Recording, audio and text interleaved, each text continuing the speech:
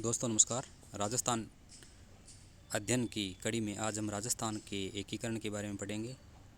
जब भारत आज़ाद हुआ था उसमें भारत में लगभग 562 देसी रियासतें थी। उनको एक इकाई के रूप में संग्रहित करने का जिम्मा रियासती विभाग ने लिया था, जिसके सचिव के.एम. मुंशी थे और अध्यक्ष सरदार वल्लभ भाई पटेल थे। राजस्थान में भी ऐसी रियासतें थी जिनका एकीकरण आज हम इस वीडियो के माध्यम से पढ़ने का प्रयास करेंगे। तो आज का टॉपिक है राजस्थान का एकीकरण।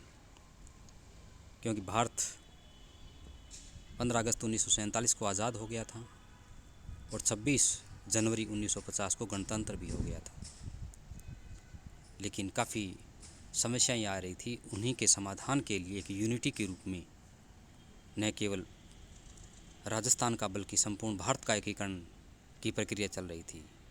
तो उसी क्रम में आज हम राजस्थान के एकीकरण के बारे में इस वीडियो में पढ़ने का प्रयास कर रहे हैं। तो राजस्थान का एकीकरण 7 चरणों में संपन्न हुआ था। राजस्थान के एकीकरण की जो संपूर्ण प्रक्रिया थी वो कितने चरणों में संपन्न हुई? तो 7 चरणों में। और प्रारंभ कब हुआ? एकीकरण की प्रक्रिया राजस्थान में प्रारंभ होती है 18 मार्च 1948 को। जैसे ही भारत आज़ाद हुआ उससे अगले साल यानी 1948 में एकीकरण की प्रक्रिया राजस्थान में शुरू हो जाती है। कब? 18 मार्च 1948 को। और अंतिम रूप से जो वर्तमान राजस्थान है उसका स्वरूप कब आता है? तो वो आता है 1 नवंबर 1956 को। कब आता है? 1 नवंबर 1956 को आता है। दो डेट लाइन होगी ये। पहली 18 मार्च 1948 को राजस्थान एकीकरण की प्रक्रिया शुरू और समाप्त होती हैं 1 नवंबर 1956 को। इसका मतलब क्या हुआ? ये जो टोटल अवधि 18 मार्च 1948 से 1 नवंबर 1956 तक की, वो अवधि कितनी है? ये 8 वर्ष 9 माह और 14 दिन। ठीक है। 18 मार्च 1948 से 1 नवंबर 1956 तक राजस्थान का एकीकरण पूरा हुआ। तो इसमें टोटल जो समय है वो 8 वर्ष 9 माह और 14 दिन, यानी अगर मोटा मोटी रूप से देखें तो 9 वर्ष का समय लगा। ठीक है। राजस्थान के एकीकरण 7 चरणों में, पहला फैक्ट। दूसरा, कब से कब तक हुआ? तो 18 मार्च 1948 से 1 नवंबर 1956 तक।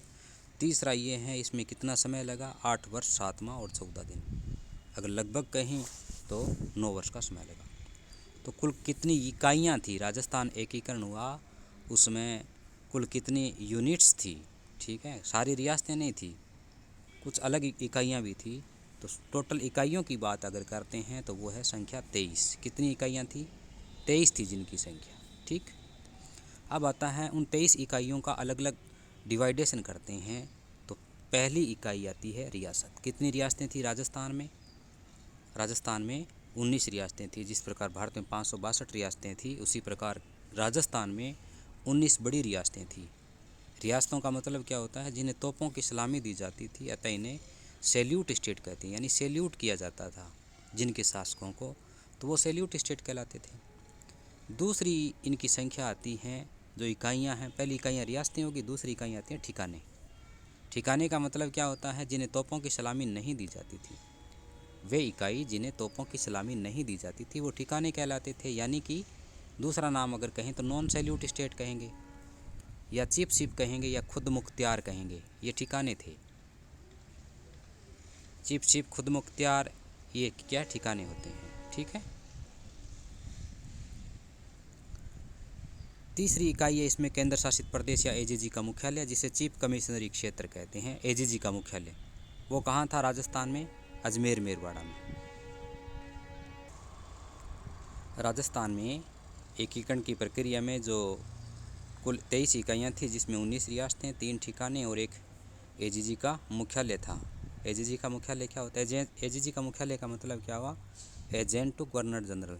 जिस प्रकार भारत में दिल्ली में गवर्नर जनरल होता था, उसी का एजेंट के रूप में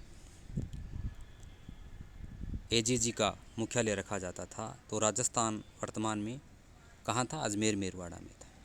इसका मुख्यालय कहाँ था? अजमेर मेरवाड़ा। और राजस्थान में एजीजी का मुख्यालय कब स्थापित किया गया?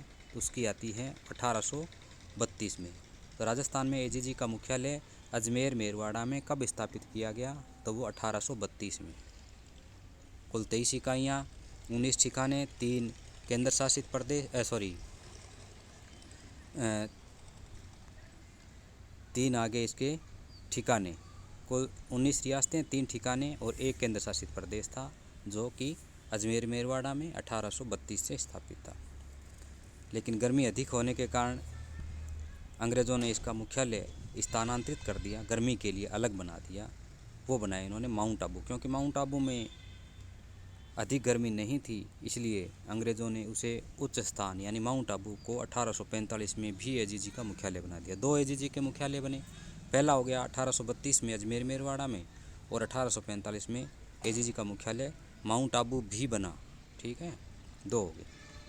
तो 3 ठिकाने कौन कौन से थे? लावा की बात करें तो वर्तमान टोंक में, और उसमें बात करें तो जयपुर रियासत में।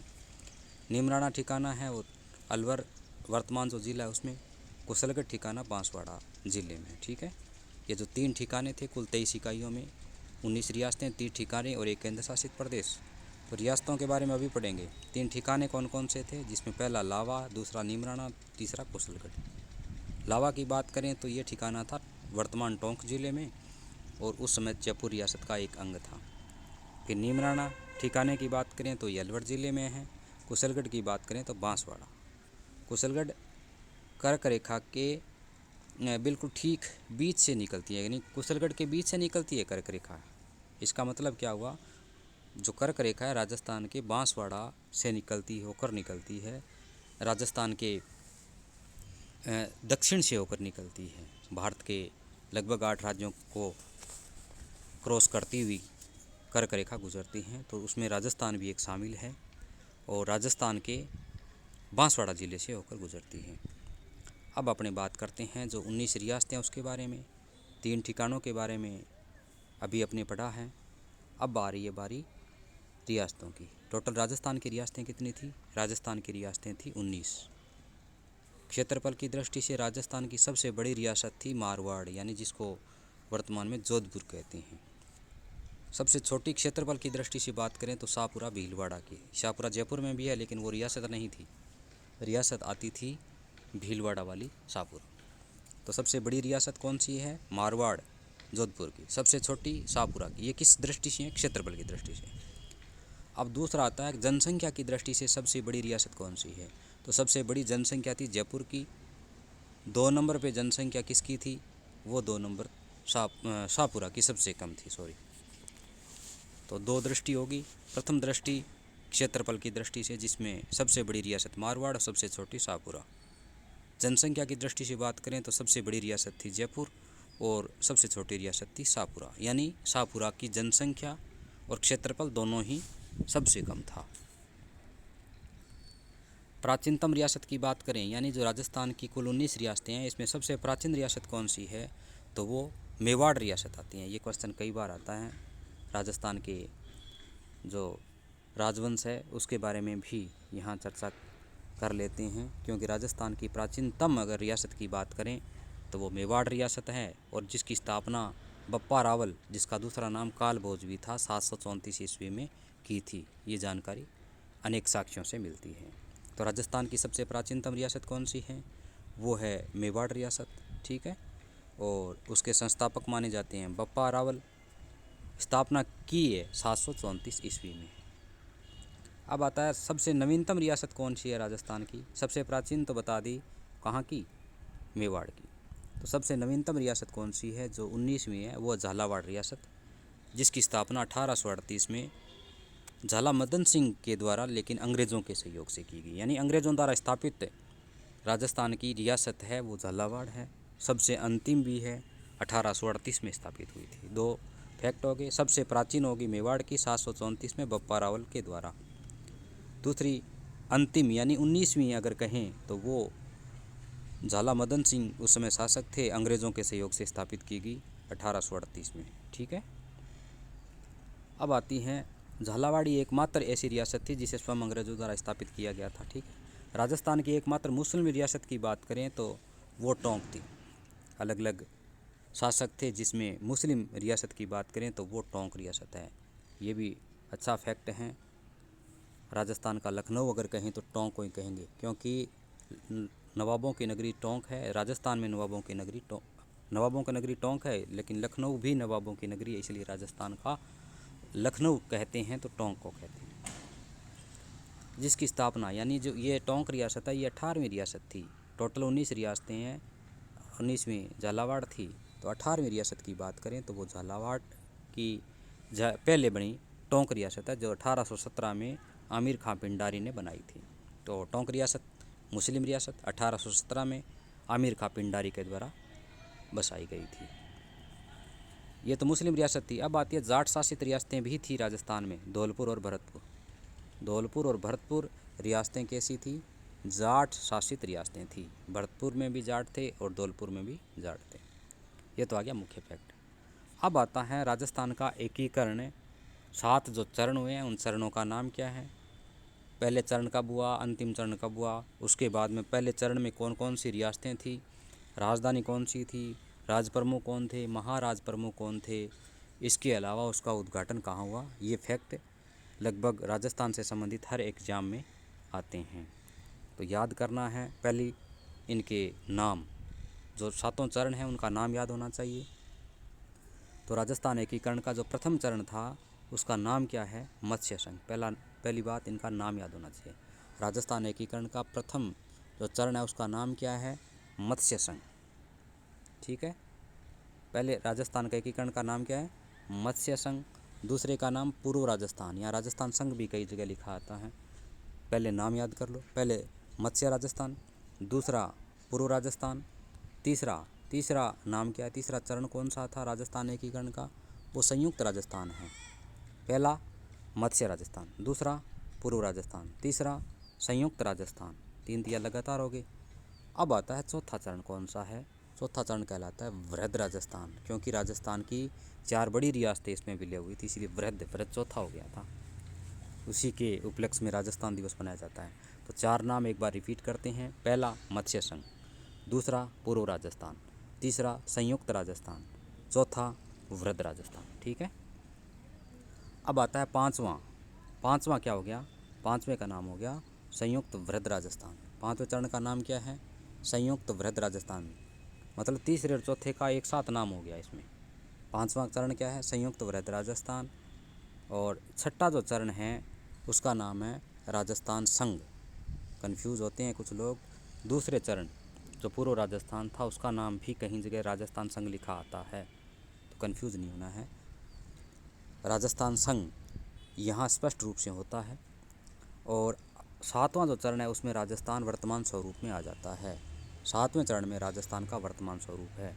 एक बार रिपीट करते हैं। प्रथम चरण का नाम मत्स्य संघ, दूसरे चरण का नाम पूर्व राजस्थान, कहीं कहीं राजस्थान संघ भी लिखा होता है, तीसरे का नाम संयुक्त राजस्थान, चौथे का वृहद राजस्थान, 5वें का संयुक्त वृहद राजस्थान, छठे का राजस्थान संघ और 7वां जो राजस्थान। ठीक है, अब आता है पहला चरण, दूसरा चरण। इस प्रकार 7 चरणों की स्थापना कब होती है? तो नाम और उसका चरण का नाम वापस बोल रहा हूँ। ठीक है, मत्स्य संघ की स्थापना 18 मार्च 1948, यानी पहले जो 3 हैं चरण लगातार है, कौन कौन से? मत्स्य संघ, पूर्व राजस्थान और संयुक्त राजस्थान। ये तीनों का सन है 1948। ठीक है, इसका मतलब क्या हुआ? 348। उसके बाद में चौथा और 5वां, ये 249 है। ठीक है, छठा 50 और 7वां 56। याद होना चाहिए, 348, 249, 1 50 और 1 56। बोलो वापिस।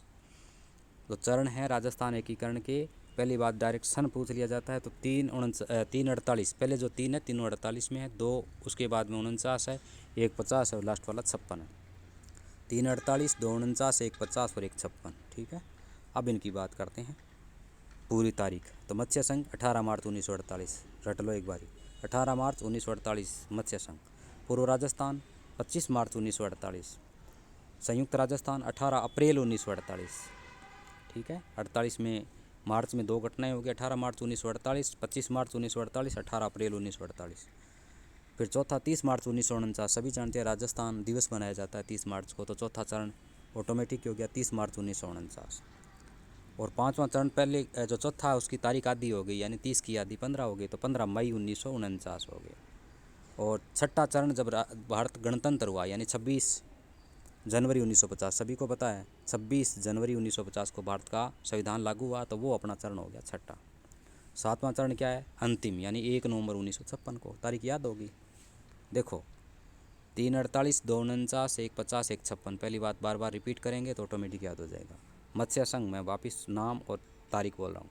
मत्स्य संघ 18 मार्च 1948, पूर्व राजस्थान 25 मार्च 1948, संयुक्त राजस्थान 18 अप्रैल 1948, वृद्ध राजस्थान 30 मार्च 1949, संयुक्त वृद्ध राजस्थान 15 मई 1949, राजस्थान संघ 26 जनवरी 1950 और वर्तमान राजस्थान 1 नवंबर 1956। अब बात करते हैं कौन कौन सी रियासतें हैं। पहला जो चरण है मत्स्य संघ, उसमें सभी लगभग जानते हैं और अभी हाल फिलहाल में जो सेकंड ग्रेड भर्ती है उसमें भी ये प्रश्न आया है, कौन कौन सी रियासतें मत्स्य संघ में हैं। तो ABCD याद करना है। ABCD का मतलब A से अलवर, B से भरतपुर और C से करौली और D से धौलपुर। याद करने की ट्रिक है। तो मत्स्य संघ 18 मार्च 1948, अलवर, भरतपुर, धौलपुर, करौली और एक ठिकाना है नीमराना, जो कहाँ पे, अलवर में। दूसरा चरण है 25 मार्च 1948, नाम है पूर्व राजस्थान। इसमें जो रियासतें हैं उसमें 2 जो ठिकाने हैं वो इसमें शामिल हो जाते हैं। ठीक है, कौन कौन से, लावा और कुशलगढ़, और इसके अलावा 9 रियासतें हैं। तो 9 रियासतें याद करने की एक ट्रिक है, कौन सी, ये है, अभी मैं बता रहा हूँ, इस ट्रिक को याद कर लो, 9 रियासतें एक साथ याद हो जाएगी। वैसे तो कन्फ्यूज़ होता है, बाबू झाड़ू किंको प्रसाटो। दूसरे चरण की जो 9 रियासतें शामिल होती हैं पूर्व राजस्थान में, उनका ट्रिक है, पहला बाबू झाड़ू किंको प्रसाटो, बांसवाड़ा, बूंदी, झालावाड़, डूंगरपुर, किशनगढ़, कोटा, प्रतापगढ़, शाहपुरा और टोंक। ठीक है, ये 9 रियासतें हैं, इनको ट्रिक को अपने हिसाब से सेट कर लें। ठीक है, तो दूसरी चरण पूर्व राजस्थान 25 मार्च 1948, बाबू झाड़ू किंको प्रसाटो प्लस में जो 2 रियासतें हैं, 2 ठिकाने हैं, एक तो लावा और एक कुशलगढ़, दोनों इसमें विलय हो जाते हैं। तीसरा संयुक्त राजस्थान, जिसमें 18 मार्च 1948 को पूर्व राजस्थान जो था दूसरे चरण का, उसमें उदयपुर का विलय होता है, मेवाड़ रियासत का विलय होता है। तो तीसरे चरण में उदयपुर हो गया। चौथे चरण में सभी को पता है, जो संयुक्त तीसरे चरण वाला संयुक्त राजस्थान बना, उसमें 4 बड़ी रियासतें मिलती है, जिसमें 3 J और 1 B याद करना है। 30 मार्च 1949 चतुर्थ चरण, जिसका नाम है वृद्ध राजस्थान। चौथे चरण का नाम क्या है, वृद्ध राजस्थान। 30 मार्च 1949 संयुक्त राजस्थान जो तीसरे चरण में बन चुका है, उसमें 4 बड़ी रियासतें, कैसे, 3 J और 1 B। J का मतलब, 3 J का मतलब 1 J से जयपुर, 1 से जोधपुर, 1 से जैसलमेर, 3 J और 1 B का मतलब हो गया बीकानेर। चौथे चरण में ये 4 बड़ी रियासतें मिलती हैं और इसी कारण 30 मार्च को राजस्थान दिवस मनाया जाता है। 5वां चरण है 15 मई 1949 को। इसमें क्या है, चतुर्थ चरण में प्रथम जो चरण होता है मत्स्य संघ, वो उसमें विलय हो जाता है। 5वें चरण में कुछ नहीं है, 4 चरण, प्रथम चरण अलग बना, फिर दूसरा चरण, दूसरे में तीसरा वो मिल गया क्या, उदयपुर। चौथे में क्या मिल गया, 4 बड़ी रियासतें। अब 5वें चरण में क्या होता है, चौथा चरण जो कंप्लीट हो चुका है और प्लस में प्रथम चरण जो मत्स्य संघ कहलाता है, इन दोनों का विलय हो जाता है। 5वां चरण 15 मई 1949 को हो जाता है। छठे चरण में क्या होता है, छठे चरण 26 जनवरी 1950 को। इसमें जो 5वां चरण है संयुक्त वृद्ध राजस्थान, उसमें सिरोही का विलय होता है, लेकिन पूर्ण रूप से नहीं। सिरोही के आबू और दिलवाड़ा को छोड़ दिया जाता है, वो गुजरात की तरफ चले जाते हैं। सिरोही का आबू और दिलवाड़ा, यानी सिरोही रियासत है जो 2 भागों में, जिसका एकीकरण हुआ, 2 भागों में विलय हुआ।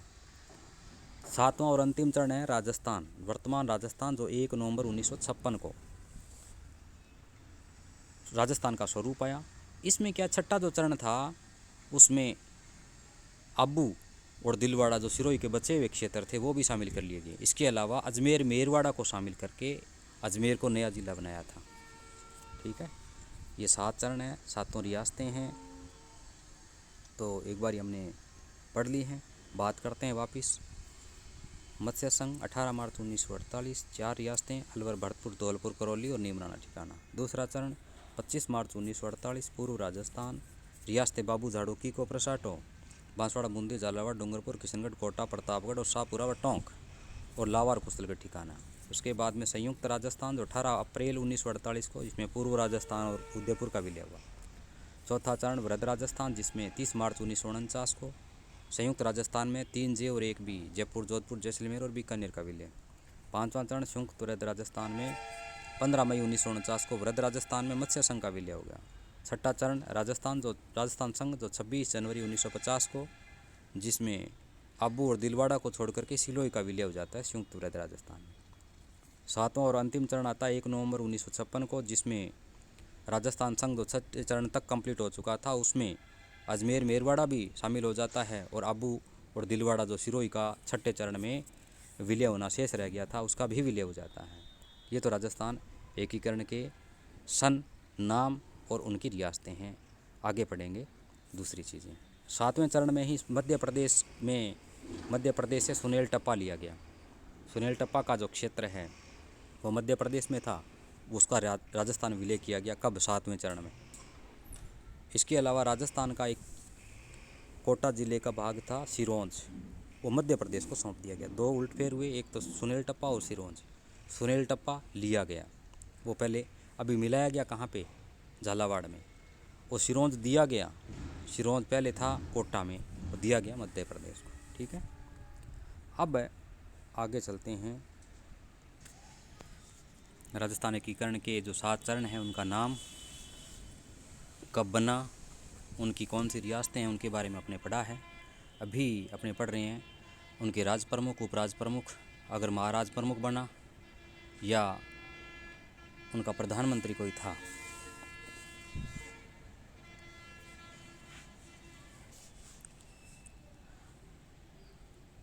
तो बात कर रहे हैं मत्स्य संघ।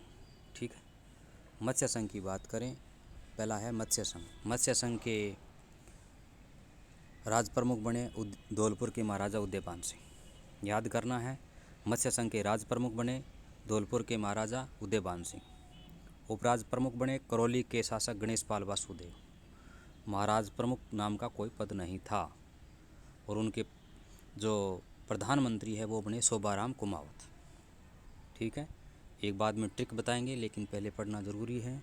बात कर रहे हैं मत्स्य संघ की, पहले अपने पढ़ चुके हैं कौन सी रियासतें हैं, कब बनी। अब बात करें राज प्रमुख की, तो मत्स्य संघ के राज प्रमुख थे धौलपुर के महाराजा उदयपान सिंह, उपराज प्रमुख थे करौली के गणेश पाल वासुदेव, और प्रधानमंत्री थे शोभाराम कुमावत। ठीक है, दूसरी रियासत की बारे में बात करें तो वो है पूर्व राजस्थान, जिसमें 9 रियासतें मिली थी, बड़ी रियासतें बाबू झाड़ोकी को प्रसाटो।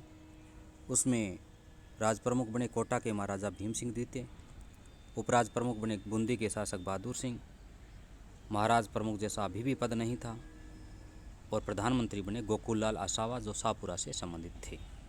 ठीक है, तीसरी रियासत के बारे में बात करें तो वो रियासत है तीसरा चरण है संयुक्त राजस्थान, जिसमें मेवाड़ रियासत का विलय हुआ था, उदयपुर का विलय हुआ। इसलिए मेवाड़ के महाराणा भूपाल सिंह तो बने राज प्रमुख, कोटा के महाराव भीम सिंह द्वितीय आजीवन क्या बने? उपराज प्रमुख हो गए। क्यों? क्योंकि कोटा के महाराजा की भी महत्ता बनाए रखनी थी। इसी उद्देश्य से मेवाड़ के महाराणा तो बने भूपाल सिंह राज प्रमुख, और कोटा महाराव भीम सिंह ने उपराज प्रमुख इसी शर्त पर स्वीकार किया कि वो इस पद को आजीवन धारण करेंगे। यहाँ भी महाराज प्रमुख का पद नहीं था, माणिक्यलाल वर्मा प्रधानमंत्री बने। ठीक है, तीसरे चरण में। अब बात कर रहे हैं चतुर्थ चरण की। चतुर्थ चरण की बात, जिसका नाम है वृहद राजस्थान। यहाँ 4 बड़ी रियासतें, 3 जे और 1 बी का विलय हो गया। इसका मतलब जयपुर के महाराजा स्वाभिमान सिंह द्वितीय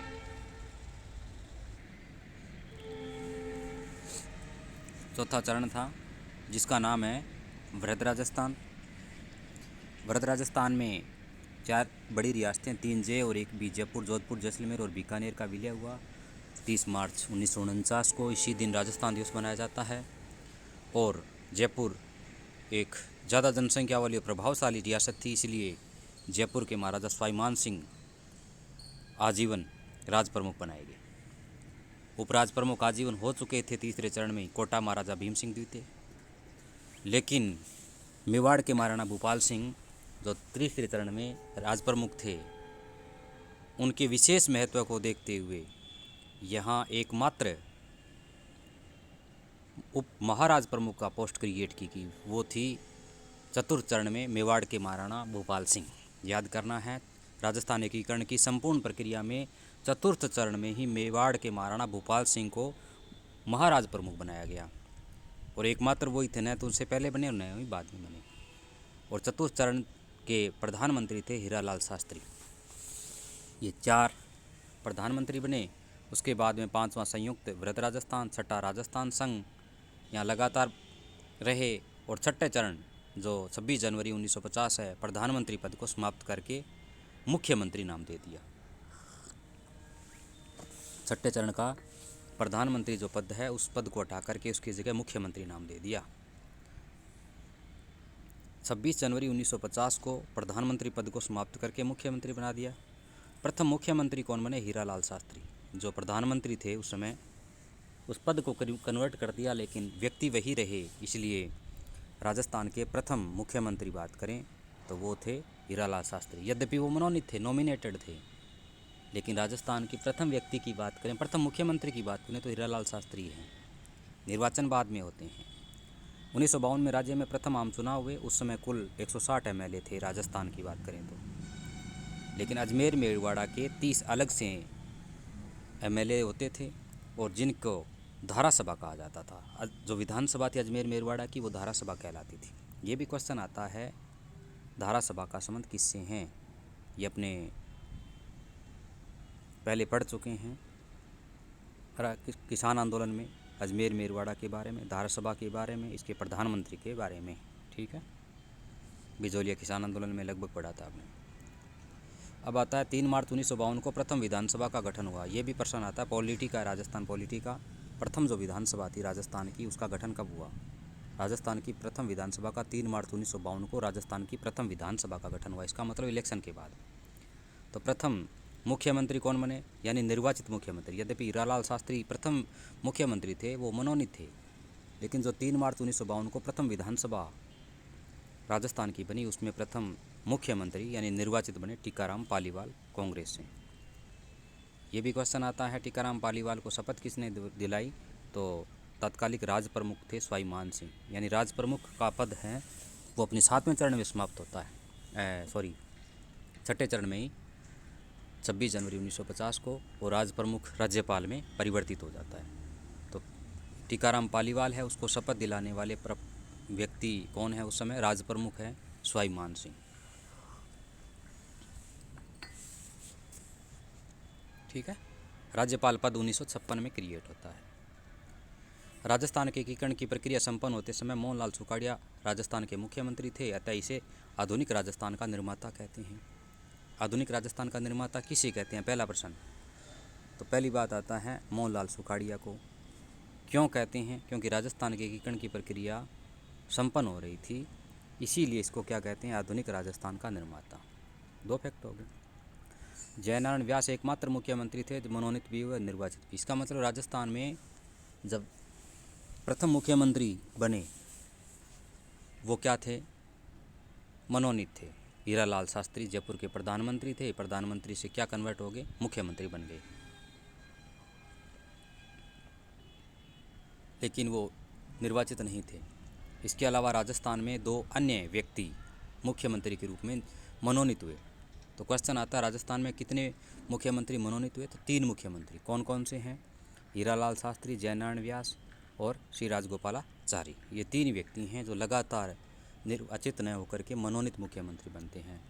मैं एक ट्रिक के माध्यम से भी बताऊंगा राजस्थान में अब तक कितने मुख्यमंत्री बने हैं और उनकी ट्रिक क्या है। यद्यपि ट्रिक का वीडियो अलग से मैं अपलोड कर दूंगा, फिर भी मैं मेरी तरफ से बता रहा हूँ। हीरा सी जटी जमो मोहन, बार बेसी हीरा, हरे शिव हरे भैरव, आओ आओ, ये ट्रिक है। और ट्रिक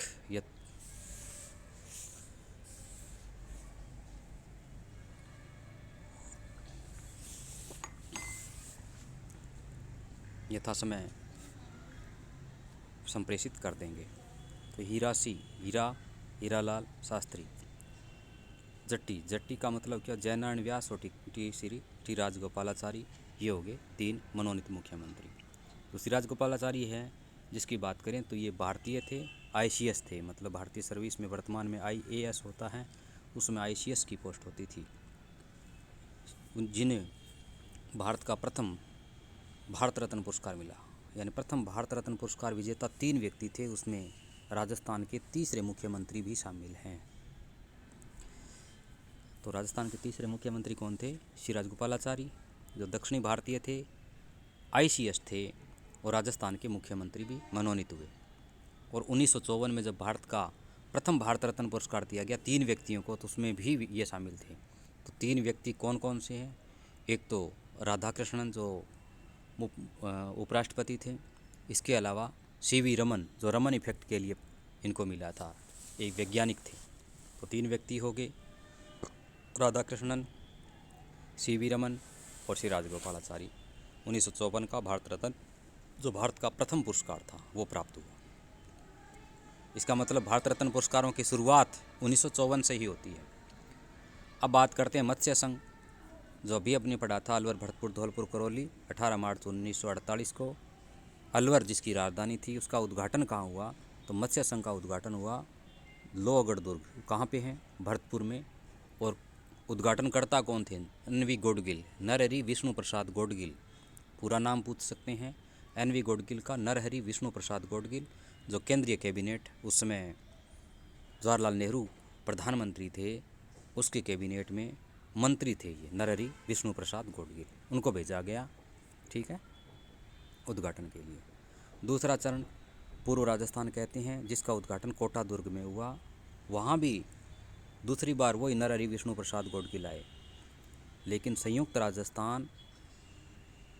राजस्थान जिसमें मेवाड़ रियासत शामिल हो गई थी, तीसरी चरण की बात करें जिसमें मेवाड़ रियासत शामिल हो गई थी, ठीक है, उस रियासत में अलग महत्व था, क्योंकि महाराणा प्रताप जैसे योद्धा इस रियासत से संबंध रखते थे।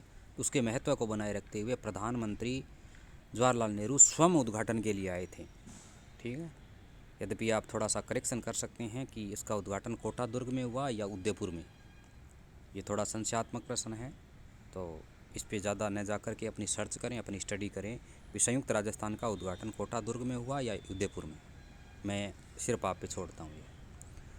चौथा है वृद्ध राजस्थान। वृद्ध राजस्थान का उद्घाटन हुआ सिटी पैलेस जयपुर में। उस समय राजस्थान एकीकरण के पुरोधा कहें, अगर भारत एकीकरण के पुरोधा कहें तो इसमें कोई अतिशयोक्ति नहीं होगी, सरदार वल्लभ भाई पटेल ने उद्घाटन किया, जिसको लौह पुरुष भी कहते हैं। हाल ही में जिनकी एक प्रतिमा नर्मदा नदी के तट पर लगाई गई है। ये राजस्थान एकीकरण की प्रक्रिया होगी। पहला चरणों के नाम 7 चरण: मत्स्य संघ, पूर्व राजस्थान, संयुक्त राजस्थान, वृद्ध राजस्थान, संयुक्त वृद्ध राजस्थान, राजस्थान संघ और वर्तमान राजस्थान, ठीक है। उसके बाद में इनका तिथियां बनने की 18 मार्च 1948, 25 मार्च 1948, 18 अप्रैल 1948, ठीक है। और चौथा चरण 30 मार्च 1949, 15 मई 1949, फिर 26 जनवरी 1950 और 1 नवंबर 1956, ठीक है। ये तिथियां थी। फिर रियासतों की बात करें तो प्रथम चरण में 4 रियासतें ABCD, अलवर, भरतपुर, धौलपुर, करौली और नीमराना ठिकाना। दूसरे चरण की बात करें तो 9 रियासतें थी: बाबू झाड़ू को प्रसाटो, बांसवाड़ा, बूंदी, डूंगरपुर, झालावाड़, किशनगढ़, कोटा, प्रतापगढ़, शाहपुरा और टोंक। इसके अलावा 2 ठिकाने थे, कुशलगढ़ और लावा, वो इसमें शामिल हो गए थे। तीसरे चरण की बात करें तो पूर्व राजस्थान में मेवाड़ रियासत का विलय हुआ। चौथे चरण की बात करें तो 4 बड़ी रियासतें थी, इसमें 3 जे और 1 बी, जयपुर, जोधपुर, जैसलमेर, जोधपुर और 1 बीकानेर। पाँचवें चरण में चौथे चरण वाली जो 4 बड़ी रियासतें विलय के पश्चात वृद्ध राजस्थान हुआ, उसमें मत्स्य संघ का विलय हो गया तो नाम हो गया संयुक्त वृद्ध राजस्थान, ठीक है। छठे चरण की बात करें तो इसमें सिरोही रियासत में आबू और दिलवाड़ा को छोड़ करके विलय हो गया था।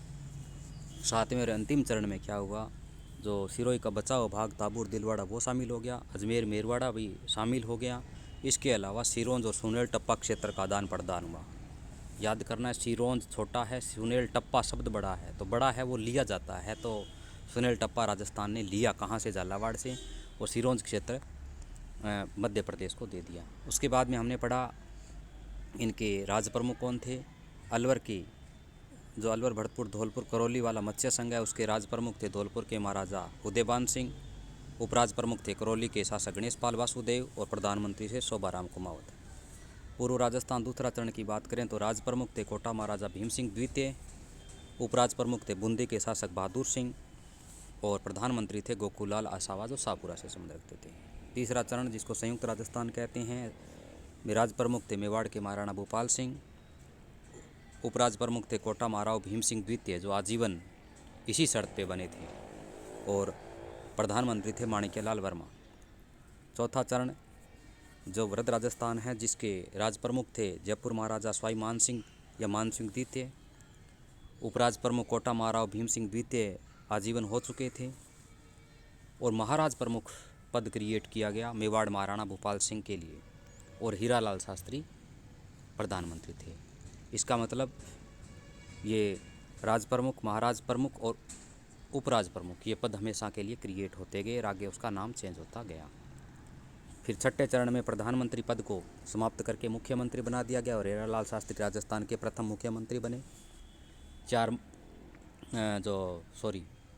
प्रथम 3 जो मुख्यमंत्री थे राजस्थान के मनोनीत थे, हीरालाल शास्त्री,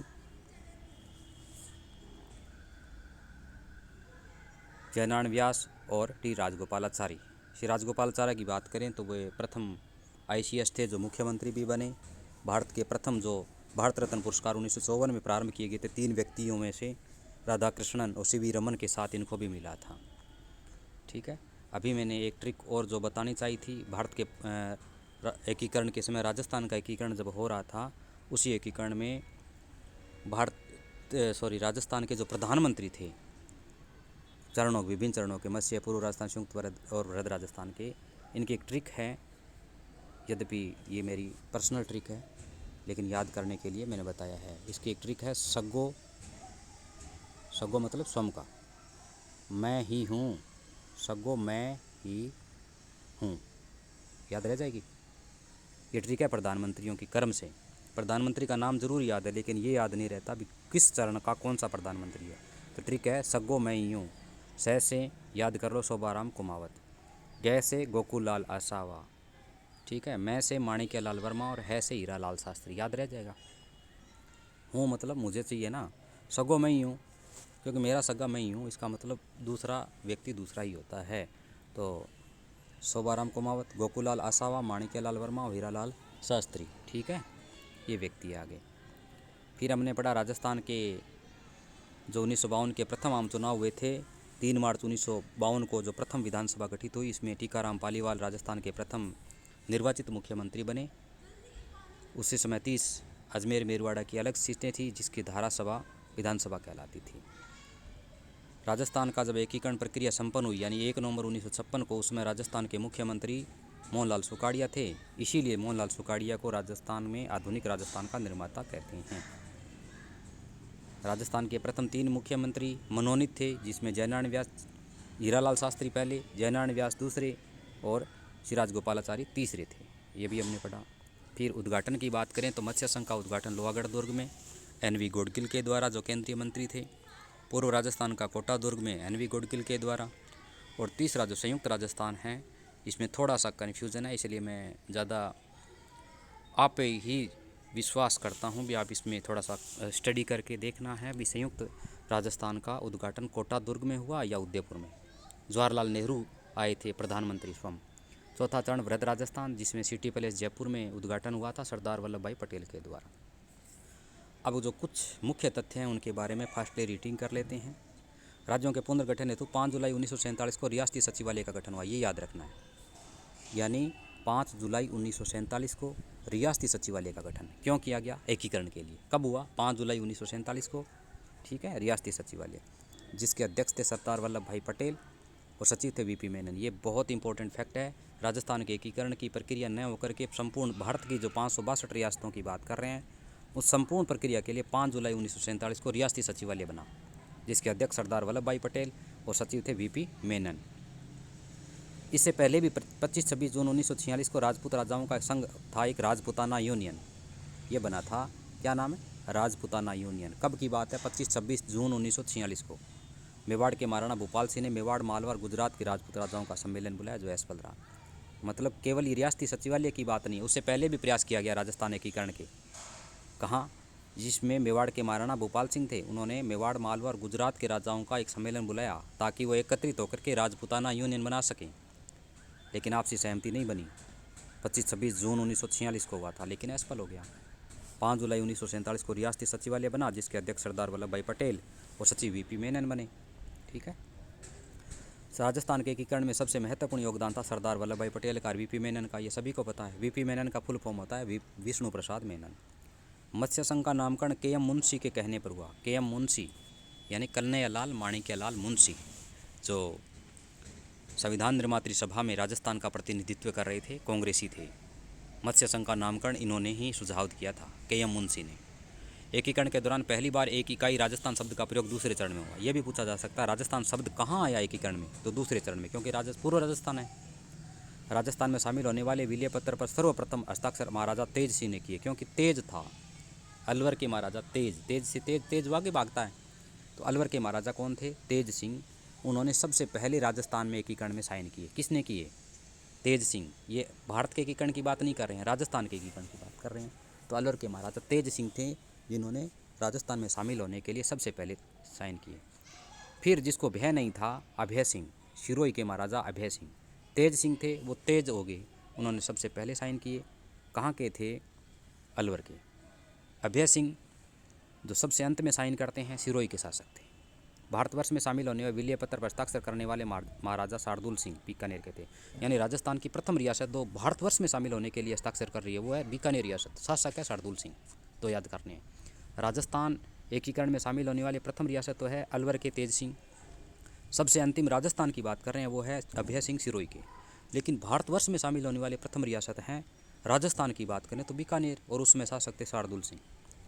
एकीकरण के दौरान विलय पत्र पर हस्ताक्षर करते हुए बांसवाड़ा के शासक चंद्रवीर सिंह ने कहा, मैं विलय पत्र पर नहीं बल्कि अपने डेथ वारंट पर हस्ताक्षर कर रहा हूँ। ये कई एग्ज़ाम में आ चुका है। 2003 और 2006 जो थर्ड ग्रेड एग्ज़ाम था, उसमें भी ये प्रश्न था भी किस शासक का कथन है कि मैं विलय पत्र पर नहीं बल्कि अपने डेथ वारंट पर हस्ताक्षर कर रहा हूँ। तो ये बांसवाड़ा के शासक चंद्रवीर सिंह थे। उन्होंने कहा, मैं अपने हाथों से अपनी मृत्यु लिख रहा हूँ। चौथा चरण जो 30 मार्च 1949, उसके महत्व को बनाए रखते हुए 4 बड़ी रियासतें थी, अलवर, भरतपुर, धौलपुर और करौली। मैं रिपीट कर रहा हूँ, 4 बड़ी रियासतें, जिसमें बीकानेर, जयपुर, जोधपुर, जैसलमेर। इन रियासतों के महत्व को बनाए रखते हुए सारे रियासत जो जयपुर में थे, उसको स्थानांतरित कर दिया अन्य रियासतों के लिए। जैसे उच्च न्यायालय जयपुर से जोधपुर में, शिक्षा विभाग बीकानेर को दे दिया, खनिज विभाग उदयपुर को दे दिया, कृषि विभाग भरतपुर को दे दिया, वन और सहकारी विभाग कोटा को दे दिया। एकीकरण के दौरान राज्य का नाम और राज्य की राजधानी बनाने हेतु पी सत्यनारायण राव समिति का गठन हुआ। ये भी पूछा जा सकता है, राजस्थान का नाम किस कमेटी की सिफारिश पर हुआ? तो पी सत्यनारायण राव समिति। पी सत्यनारायण राव समिति की सिफारिश पर ही राजस्थान का नाम राजस्थान रखा गया, और अंतिम रूप से इसकी राजधानी भी जयपुर बनाई गई। समिति का नाम पूछ सकते हैं, पी सत्यनारायण राव समिति। अब आता है एकीकरण के दौरान भरतपुर व धौलपुर रियासतें किस में? उत्तर प्रदेश में मिलना चाहती थी। कौन सी रियासतें थी? ये जाट शासित रियासतें थी, अलवर और भरतपुर, और यूपी के बिल्कुल नज़दीक थी, ब्रज प्रदेश के नज़दीक थी, और इनकी भाषा भी ब्रज थी। इसीलिए भाषा के आधार पर क्या चाहते थे, वो यूपी में मिलना चाहते थे यहाँ के शासक। लेकिन वीपी मेनन, यानी जो विष्णु प्रसाद मेनन कह रहे हैं, उन्होंने वहाँ की जनता की राय जानने के लिए कमेटी का गठन किया, जिस कमेटी का नाम क्या था, ये भी पूछ सकते हैं, डॉक्टर शंकरदेव राव समिति। डॉक्टर शंकरदेव राव समिति का संबंध किससे है? यानी भरतपुर और धौलपुर के राजस्थान में विलय से संबंधित एक कमेटी थी, क्योंकि वो भाषा के आधार पर वहाँ के शासक तो चाहते थे कि उत्तर प्रदेश में मिले, लेकिन यहाँ की जनता क्या चाह रही थी, उसकी राय जानने के लिए डॉक्टर शंकरदेव राव समिति का गठन किया गया। और उस समिति के जो रिपोर्ट दी, जनता की राय जानने के बाद भी कहा कि यहाँ की जनता राजस्थान में मिलना चाहती हैं। फिर जनमत संग्रह करवाया गया, और यहाँ की जनता ने राजस्थान में मिलना ही स्वीकार कर लिया। तो 2 कमेटियां हैं। सत्यदेव राय समिति का संबंध है राजस्थान का नाम और उसकी स्थायी राजधानी। शंकरदेव राव समिति का संबंध है भरतपुर और धौलपुर रियासतों का राजस्थान में विलय के संबंध में। अब आता है धौलपुर रियासत में कम, जबकि भरतपुर में सर्वाधिक ब्रजभाषी लोग हैं। ये तो लगभग फैक्ट है। जोधपुर राज्य की एकमात्र रियासत थी जो पाकिस्तान में मिलना चाहती थी, क्योंकि पाकिस्तान के प्रमुख नेता मोहम्मद अली जिन्ना ने जोधपुर के शासक थे हनुमंत सिंह, ये याद करना है नाम, उसमें जोधपुर के राजा थे हनुमंत सिंह या हनुमंत सिंह, उन्हें लालच दे दिया था। उस लालच में आकर के वो पाकिस्तान में मिलना चाहते थे, लेकिन लॉर्ड माउंटबेटन वो सरदार वल्लभ भाई पटेल के दबाव में आकर के जोधपुर के शासक हनुमंत सिंह ने विलय पत्र पर हस्ताक्षर कर दिए। वो चाहते थे पहले पाकिस्तान में मिले, क्योंकि लालच में आ गए थे किसके, मोहम्मद अली जिन्ना के। लेकिन बाद में लॉर्ड माउंटबेटन और सरदार वल्लभ भाई पटेल ने दबाव बनाया तो वो भारत में मिलना स्वीकार कर गए। 1 नवंबर 1956 को अजमेर राज्य का 26वां जिला मिला, क्योंकि 7वां चरण में अजमेर मेरवाड़ा राजस्थान में विलय होते हैं, और उसी चरण में 25 जिले पहले हो चुके थे, या 26वां जिला बन गया अजमेर मेरवाड़ा। अजमेर मेरवाड़ा मिलकर के एक जिला बन गया अजमेर। कब बना? 1 नवंबर 1956 को। ये भी पूछ सकते हैं, अजमेर जिला कब बना? 1 नवंबर 1956 को। कौन सा नंबर का? 26वां जिला। सुनेल टप्पा कोटा में स्थित है। सिरोंज पहले राजस्थान के झालावाड़ का भाग था, ये अपने पढ़ चुके हैं। तो राजस्थान एकीकरण के संबंध में अपने मुख्य मुख्य जो फैक्ट है उनके बारे में पढ़ा। आपकी जो क्वेरीज हैं उनको मैसेज के माध्यम से हम तक संप्रेषित कर सकते हैं। आगे जो भी वीडियो बनाएंगे उसमें आप सभी की राय हम आवश्यक समझ रहे हैं। आप सभी का सहयोग लगातार इसी प्रकार बना रहें, इसीलिए आपने वीडियो में अंत तक अपना ध्यान आकर्षित किया। मैं आप सभी के सहयोग के बाद ये कहना चाहता हूँ, आपको इस वीडियो से अवश्य लाभ होगा। आपका भविष्य उज्जवल और श्रेष्ठ होता जाएगा। हम आपके उज्जवल भविष्य की कामना भी करते हैं और भगवान से प्रार्थना भी करते हैं कि अति शीघ्र आपको वांछित जॉब या सरकारी जॉब जो भी आप चाह रहे हैं वो प्राप्त हों। आपका सहयोग इसी प्रकार बना रहे। सभी को तहे दिल से शुक्रिया, धन्यवाद, थैंक यू।